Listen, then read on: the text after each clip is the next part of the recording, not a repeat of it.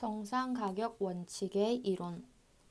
정상가격 원칙의 이론적 기반은 시장 균형 이론이다.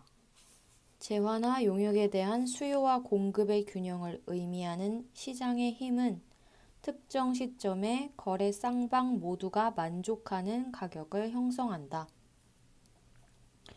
특수관계자 간 거래 가격이 거래 쌍방이 모두 만족하는 시장 가격과 같다면 각국 과세당국은 각각의 소득을 적절한 것으로 인정할 것이다. 대부분의 국가들은 시장 균형론에 기반하는 정상가격 원칙이 특수관계 간 거래 가격을 결정하고 더 나아가 다국적 기업의 과세 소득을 배분하는 가장 공정한 방법이라고 생각한다. 정상가격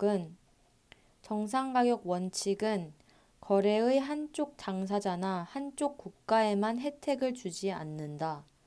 정상가격 원칙은 특수관계자 간 거래뿐만 아니라 독립기업 간 거래에서 관찰되는 객관적인 요인에 의해 재화나 용역의 가격이 결정되도록 한다. 정상가격 원칙 하에서는 거래 가격이 시장의 힘에 의해 결정되기 때문에 특수관계가 있는 회사와 특수관계가 없는 회사 간의 공정한 경쟁도 촉진한다. 따라서 모든 특수관계자 간 국제거래가 정상가격 원칙에 부합하도록 수행된다면 다국적 기업의 이익은 각 국가에 공정하게 배분될 것이다. 선진국과 개발도상국 간의 관계의 관점에서 볼 때 정상가격 원칙이 과연 모든 국가의 공정한 원칙인지 여부에 대해서는 논쟁이 있다. 정상가격 원칙은 이론적으로 중립적이기 때문에 선진국과 개발도상국 중 어느 쪽에도 유리하지 않으며 다국적 기업의 과세소득을 공정하게 배분하기 위해 거주지국에 관계없이 적용된다. 그러나 개발도상국 내에 비교대상 독립기업 거래가 부족한 경우가 종종 있기 때문에 정상가격 원칙이 과연 적정한지 OECD 이전 가격 지침을 적용하는 것이 타당한지 여부에 대해 논쟁이 있다.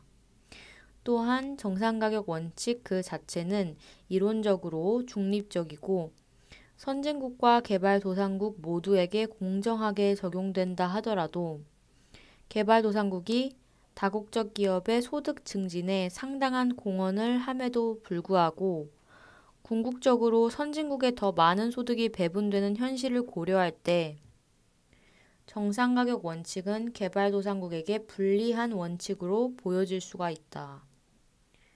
선진국과 개발도상국 간의 이해관계의 균형을 이루기 위해 유엔이 채택한 해법은 개발도상국 가들이 정상가격 원칙을 효율적으로 적용할 수 있도록 지원하는 것이다.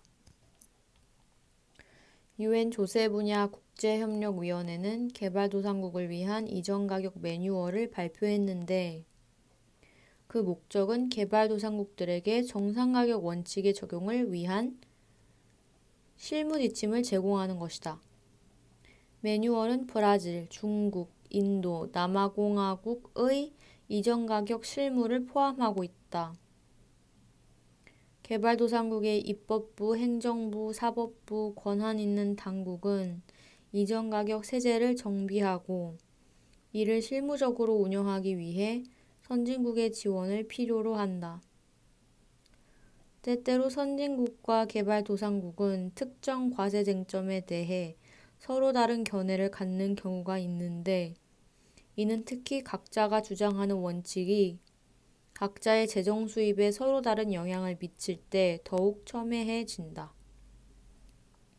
결국 선진국과 개발도상국이 서로 다른 과세 원칙을 채택하거나 동일한 과세 원칙을 서로 다르게 적용할 때 해결하기 어려운 이중과세 위험에 직면하게 된다.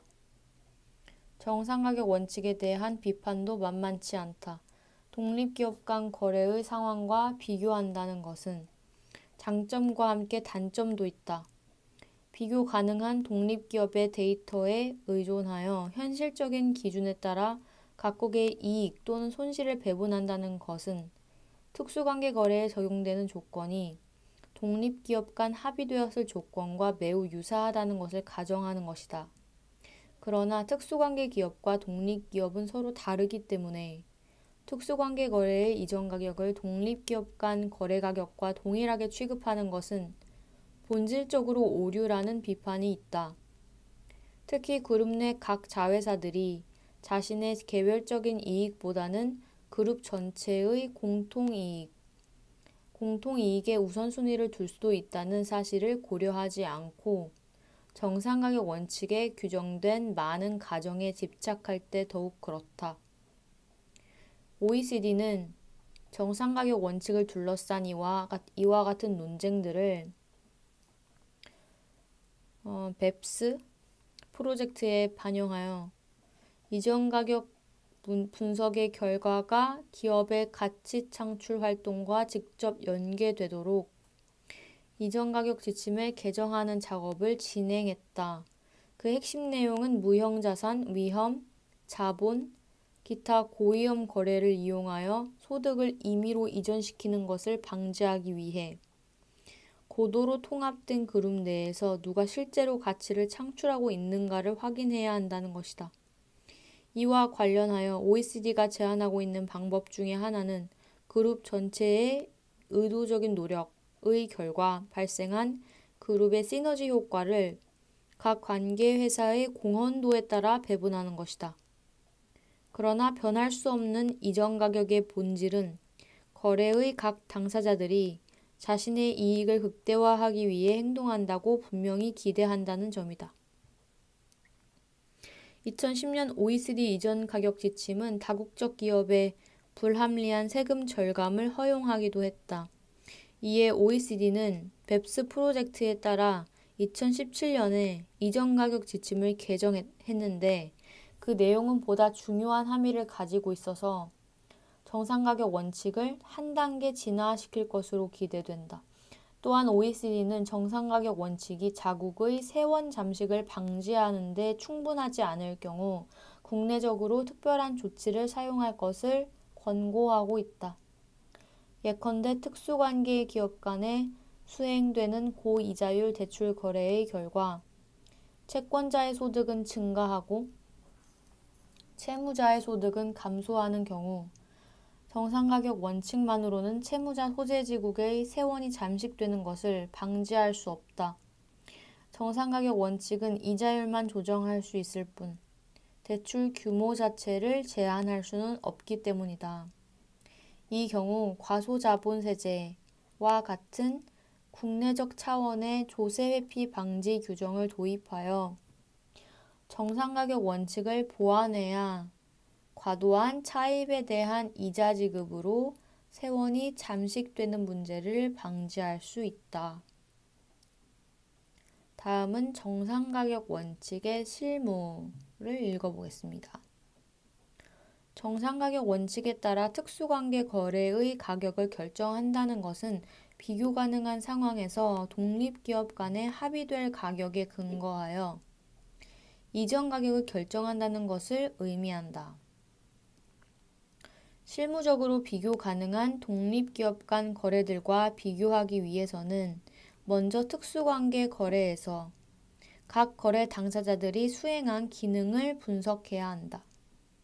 이러한 기능 분석의 결과에 근거하여 비교 가능성 분석을 수행함으로써 이전 가격이 결정된다. 그럼 기능 분석이 뭔지 읽어보겠습니다. 기능 분석. 특수관계 간 거래의 이전 가격을 결정하기 위해서는 먼저 거래의 각 당사자들이 수행한 역할에 대해 깊이 이해하는 것이 필요하다. 일반적으로 어떤 거래에서 상대적으로 더 중요한 역할을 수행한 당사자가 그 거래에서 발생한 이익 또는 손실을 더 많이 향유하게 된다. 이와 같은 정상가격 원칙의 근본 논리는 비즈니스 활동에 참여하는 독립기업 간 거래에서 발생하는 원리와 같다. OECD 이전 가격 지침은 특수관계 거래에서 거래 당사자들이 담당한 역할을 확인하기 위해 분석해야 할 세 가지 사항. 뭐가 있냐면 수행된 기능, 부담된 위험, 사용된 자산. 이 세 가지를 강조하고 있다.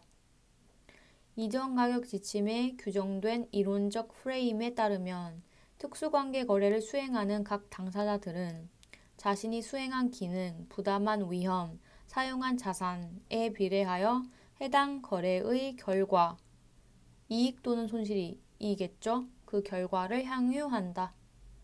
즉, 더 많은 기능을 수행할수록 더 중요한 위험을 부담할수록 더 가치 있는 자산을 사용할수록 특수관계 거래에서 발생하는 이익 또는 손실을 더 많이 가져가야 한다는 것이다. 기능, 위험, 자산은 서로 밀접하게 연관되어 있다.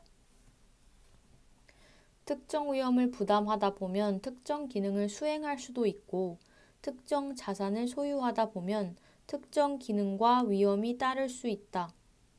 특수관계 거래에서 각 당사자들의 역할을 확인하려면 거래에 참여한 모든 당사자들에 대한 기능 분석을 수행해야 한다. 기능 분석을 통해 거래의 모든 당사자들에 의해 창출된 총 가치 중 각 당사자들이 공헌한 가치를 이해할 수 있다. 사례가 하나 있습니다. 창고업에서 기능, 위험, 자산을 분석한 것입니다. 한번 읽어보겠습니다. A회사, A국 거주자는 제조업을 영위하고 B회사, B국 거주자는 A회사가 제조한 제품을 자신이 소유한 창고에 보관하는 용역을 제공한다고 가정합시다.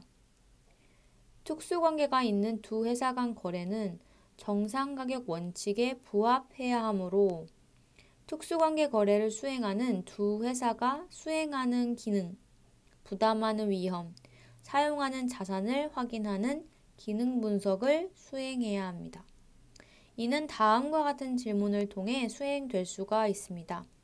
질문: 누가 창고의 관리를 결정하는가? 기능하고 관련된 질문입니다. 그 다음 질문: 누가 제품의 진부화 위험을 부담하는가?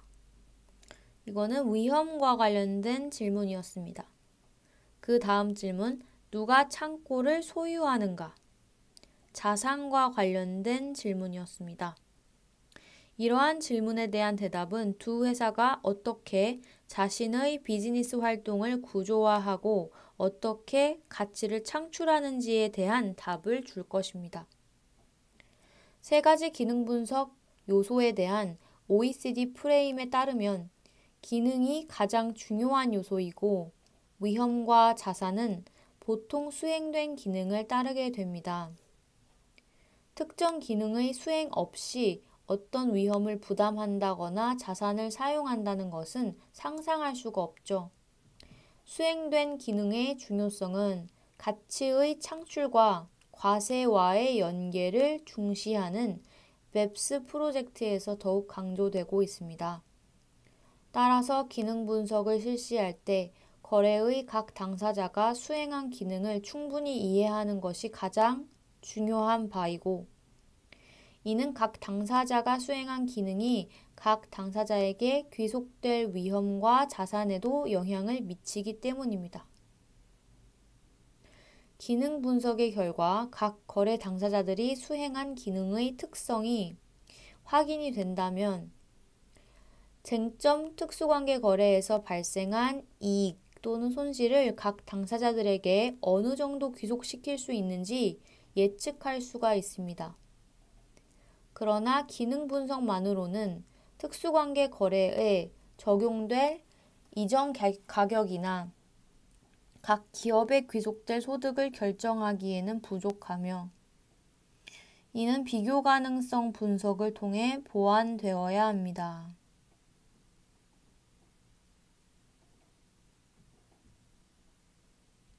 그럼 비교 가능성 분석이 뭔지 한번 읽어보겠습니다. 비교 가능성 분석. 기능 분석을 통해 각 거래 당사자가 수행한 역할을 확인하고 나면 다음 단계는 특수관계 거래의 가격을 결정하기 위해 필요한 정보를 탐색하는 것입니다. 이는 특수관계 간 거래의 가격을 독립기업 간 거래의 가격과 비교하는 비교 가능성 분석을 통해 탐색될 수가 있습니다. 이때 분석 대상 거래 당사자를 tested party라고 합니다. 이론적으로 정상 가격 원칙은 비교 가능한 독립기업 간 거래의 가격이나 이익에 근거하고 있는데 비교 대상 독립기업 간 거래는 두 가지가 있습니다. 하나는 그룹 내 관계사와 독립기업 간 거래이고 다른 하나는 그룹과 전혀 관계없는 독립기업 간의 거래입니다. 이 두 가지 비교 대상 거래의 가격은 모두 시장의 힘에 의해 결정되어야 하고 비교 가능성 요건을 충족해야 되고 동등한 신뢰성을 가지고 있어야 합니다. 그러나 현실에서 충분히 신뢰할 수 있는 외부 비교 대상 거래를 찾는 것은 쉽지가 않습니다. 비교 대상 독립기업 거래를 탐색하는 과정을 벤치마킹 스터디라고 합니다. 기본적으로 벤치마킹 스터디는 비교 대상 독립기업 거래에 대한 정보를 찾는 탐색 전략에 기반하고 있습니다. 만약 비교 대상 독립기업 거래가 오직 하나만 존재할 경우 그 독립기업의 가격을 직접 적용하고 직접 적용하기 어려운 차이가 있다면 비교 가능성 조정을 통해 교정해서 적용하도록 합니다. 사례가 하나 있습니다. 내부 비교 대상 거래와 외부 비교 대상 거래에 관한 것입니다. 의자를 제조하는 A 회사는 독립적인 판매업자인 B 회사와 자신의 자회사인 C 회사에게 의자를 판매합니다. 한편 B 회사는 또 다른 독립적인 공급자인 X 회사로부터 의자를 구매합니다. 이 상황에서 이전 가격을 결정해야 할 특수관계 거래는 A와 C 회사 간의 거래입니다. 이를 위해 그룹은 내부 비교 대상 거래 A에서 B 그리고 외부 비교 대상 거래 X에서 B를 모두 고려합니다. 동일한 의자가 A로부터 B와 C에게 공급된다고 가정을 하면 재화는 비교 가능하다고 결론 내릴 수 있습니다. 추가적으로 다른 상황들 역시 비교 가능한지 여부를 확인해야 합니다. 외부 비교 대상 거래가 비교 가능성 검증을 충족하기가 좀 더 어려운데 이는 특수관계 거래와 외부 비교 대상 거래에서 판매되는 재화가 서로 비교 가능해야 하기 때문입니다. 비교 대상 독립기업 거래가 여러 개 존재하는 경우 거래 정보를 모두 통합한 정상가격 구간을 적용합니다. 정상가격 구간은 종종 특이한 관찰값을 포함하기 때문에 이를 보다 유의미한 방식으로 특수관계 거래에 적용하기 위해 정상가격 구간을 아래의 표와 같이 3개의 4분위로 나누어 적용합니다. 이때 하위 4분위 값 그리고 상위 4분위 값 사이의 범위를 4분위 범위라고 합니다. 네, 4분위 범위가 나와 있는데요. 1/4분위가 하위 4분위 값인 것 같은데 비교 대상 거래 중 하위 25%에 해당하는 관측값이라고 합니다. 2/4분위는 중위 값인데 상위 50%와 하위 50%를 나누는 중간값입니다. 3, 4분위는 상위 4분위 값인데 비교 대상 거래 중 상위 25%에 해당하는 관측값입니다. OECD 이전 가격 지침은 특수관계 거래의 이전 가격이나 이익이 정상 가격 구간 내에 있으면 이를 정상 가격으로 간주합니다. 정상 가격 구간이 반드시 4분위 범위와 일치할 필요는 없는데 이는 이전 가격이 항상 완벽한 가격을 구하는 것은 아니기 때문입니다. 완벽한 가격이 존재하지 않거나 이용 가능하지 않을 경우 비교 대상 거래의 가격이나 이익의 범위는 특수관계 거래의 이전 가격을 결정하기 위한 합리적인 근거를 제공합니다. A 국가에 설립된 그룹의 자회사 A는 타국 거주자인 특수관계자가 제조한 상품을 구매하여 재판매한다고 가정을 해봅시다.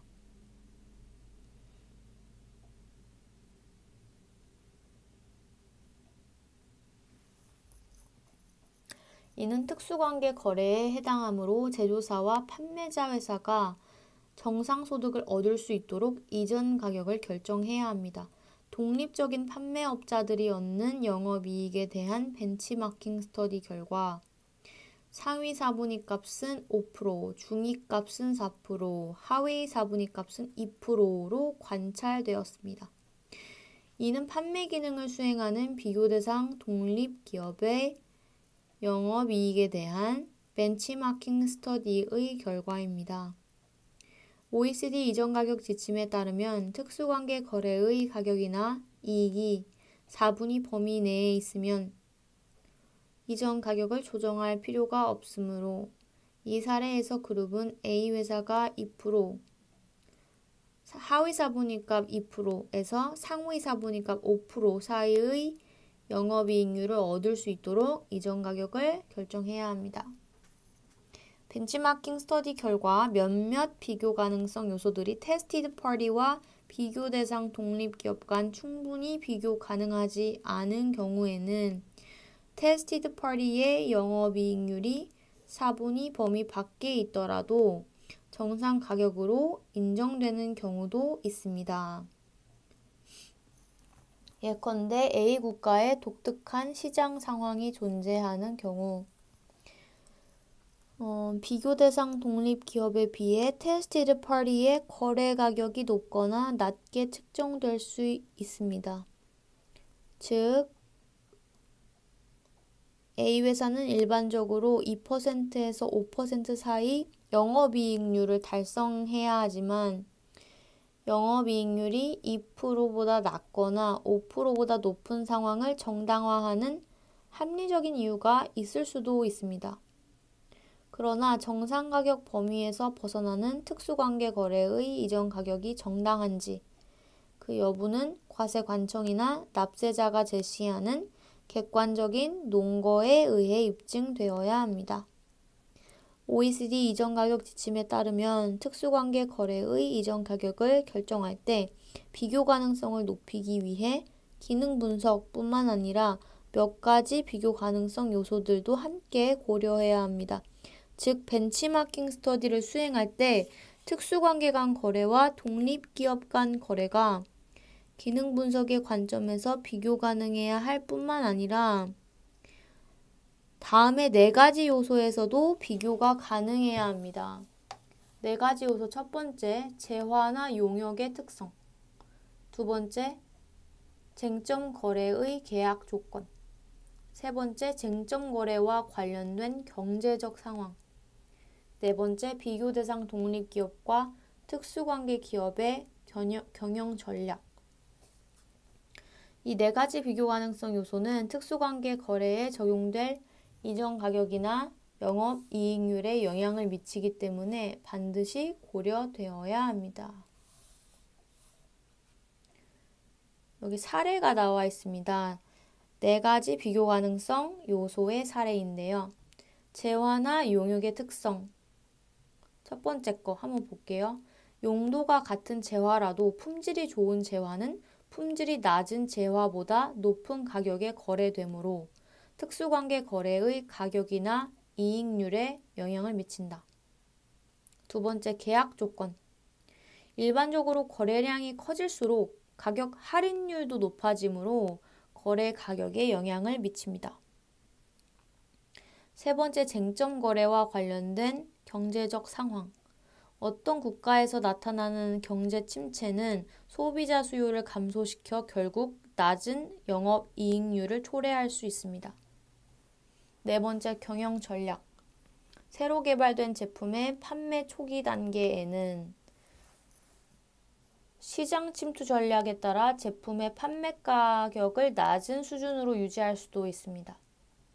이러한 네 가지 비교 가능성 요소들을 모두 고려해야 비로소 벤치마킹 스터디를 통해 확인된 독립기업 거래가 쟁점 특수관계 거래와 비교 가능한지 여부를 판단할 수 있습니다. OECD 이전 가격 지침에 따르면 비교 가능성 분석의 결과 특수관계 거래와 독립기업 거래 간의 차이가 존재할 경우 합리적으로 정확한 조정을 통해 그 차이에 따른 효과를 제거해야 해당 독립기업 거래가 비교 대상 거래로서 의미가 있습니다. 만약 그 차이를 조정할 수 없다면 그러한 독립기업 거래에 근거하여 쟁점 특수관계 거래의 이전 가격을 결정해서는 안 됩니다. 비교 가능성 조정이란 비교 가능성을 높이기 위해 특수관계 거래나 독립기업 거래에서 관찰되는 데이터를 수정하는 것을 의미하는데 구체적인 방법은 적용하는 정상가격 결정 방법에 따라 다양합니다. 자, 사례, 비교 가능성 조정 사례를 보겠습니다. A 회사가 제품을 제조하여 이를 관계회사인 B 회사와 독립기업인 C 회사에게 판매한다고 가정합니다. 이때 A와 B 간 거래의 이전 가격을 설정하는 방법은 A와 C 간 거래의 가격을 적용하는 것입니다. 만약 이 두 거래 사이에 차이가 존재한다면 합리적으로 정확한 조정을 통해 그 차이를 제거해야 합니다. 그 차이를 조정할 수 없다면 A와 C 간의 거래 가격에 기초해서 A와 B 간의 이전 가격을 결정해서는 안 됩니다. 위 사례에서 비교 가능성 조정을 통해 정상 가격을 구하는 방법 중에 하나는 A와 B 간의 거래에서 나타나는 운송 비용을 C에 판매하는 제품의 제조 원가에 반영하는 것입니다. 이러한 비교 가능성 조정을 통해 두 거래 간 비교 가능성 요소에서 나타나는 차이를 제거하면 정상가격 원칙에 더 가까이 다가갈 수 있습니다. 그 다음에 나오는 부분이 특수관계 거래와 조세 절감 효과입니다. 한번 읽어보겠습니다. 각 국가마다 법인세율이 다르기 때문에 다국적 기업이 저세율 국가에 소재한 관계회사에 많은 소득을 배분하고 고세율 국가에 소재한 관계회사에 적은 소득을 배분할 경우에 조세 절감 효과가 나타납니다. 뿐만 아니라 각국이 채택하는 세무회계 방식에 따라서 과세 대상 소득이나 공제 대상 비용의 범위가 다르기 때문에 조세 절감 효과가 나타나기도 합니다. 다국적 기업이 조세 절감 효과를 추구하는 것이 반드시 조세 목적상 허용될 수 없는 것은 아닙니다.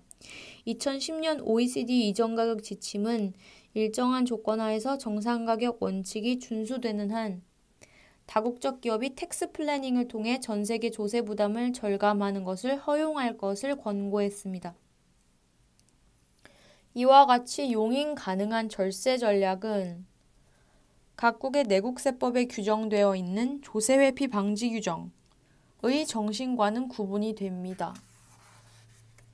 사례가 있습니다. 특정 기능의 이전에 따른 소득의 귀속. 사례 읽어보겠습니다. 고부가 가치 기능을 수행하는 핵심 관리자가 A 회사에서 B 회사로 이동한다고 가정합니다. OECD 이전 가격 지침에 따르면 그 핵심 관리자의 활동으로부터 발생하는 이익은 그 관리자가 실제로 일하고 있는 회사에 귀속되어야 합니다. 핵심 관리자가 A 회사에서 B 회사로 이동하게 되면 A 국가는 이러한 기능의 이전을 인식하고 그 관리자가 B 회사로 이동한 이후부터는 그 관리자의 활동에서 발생하는 이익에 대해 과세해서는 안 됩니다. 이러한 이익은 B 국가에서 과세되어야 합니다. 핵심 관리자의 이동은 그룹의 영업상 이유나 조세상 이유 또는 두 가지 이유 모두에 의해 동기부여될 수 있습니다. 자, 이 사례에서 A 국가에 비해 B 국가의 법인세율이 상대적으로 낮다면 다국적 기업의 글로벌 총조세 부담은 감소할 것이며 과세당국은 특정한 가정 하에서 이를 허용할 수 있을 것입니다. 그러나 OECD 이전 가격 지침은 의도적인 조세회피를 방지하기 위해 실질과세 원칙 역시 강조하고 있습니다. OECD 이전 가격 지침에 따르면 어떤 거래 구조가 충분한 실질을 갖추고 있다면 비록 조세 절감을 유발한다 하더라도 이를 과세당국이 인정해야 하지만 어떤 거래 구조가 충분한 실질을 갖추고 있지 않다면 이는 허용될 수 없는 텍스 플래닝으로 간주되어 과세당국의 인정을 받을 수가 없습니다. 그러나 정당한 실질이 무엇인지를 결정하는 것은 어려운 일입니다. 허용되는 텍스 플래닝과 허용되지 않은 텍스 플래닝을 구분하는 것 또한 명확하지 않습니다. 게다가 OECD의 BEPS 프로젝트에 따라 허용되는 텍스 플래닝과 허용되지 않는 텍스 플래닝의 경계는 계속 변하고 있습니다. BEPS 프로젝트의 핵심은 가치의 창출과 과세 간의 연계성을 강화하는 것인데 이를 위해 OECD는 이전 가격 영역에서의 실질성 요건을 보다 강화하고 있습니다. 이에 따라 앞으로 다국적 기업이 국제조세상 유리한 사업구조의 혜택을 누리기 위해서는 더욱 엄격한 기준을 충족해야 하고 이전 가격 영역에서 허용되는 텍스 플래닝이라는 개념도 큰 도전을 받을 것으로 예상됩니다. 다국적 기업이 이전 가격과 관련된 텍스 플래닝을 할 권리를 제한하는 방법은 OECD 이전 가격 지침에 규정되어 있는 상업적으로 합리적인 방식, 그 방식으로 행동해야 한다는 조건에 근거하여 해당 거래의 목적이 무엇인지 질문하는 것입니다.